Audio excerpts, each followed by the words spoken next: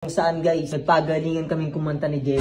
Tignan naman guys, tignan nyo. Caption ni Boss 150, Ares o Jello, sino mas magaling? Pero ang sabi ni Boss 150, lahat ng pumuso, nakaboto sa akin. Tapos lahat ng magla-like, nakaboto kay Jello. Tignan nyo naman guys yung boto. Ayun o, tignan nyo. 435k nakapuso. Mas marami pa yung haha-react kaysa sa like kay Jello. Ibig sabihin lang nun, mas boto sa akin lahat ng tao. Boss Ares gusto ng mga tao para kay AJ.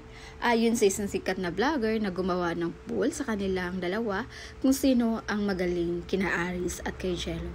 At ayon pa dito, lahat ng heart react nakaboto kay Ares at lahat naman ng nag-like ay nakaboto kay Jello.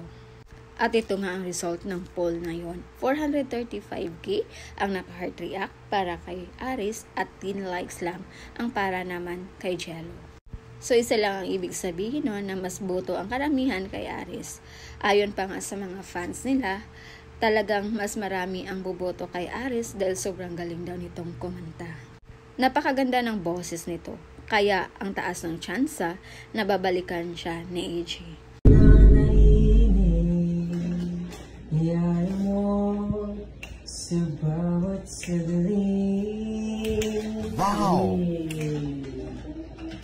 Kapag naaalala ka, wala naman akong magawa.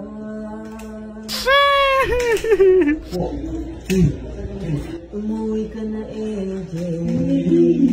Hindi na ako sanay na wala ka.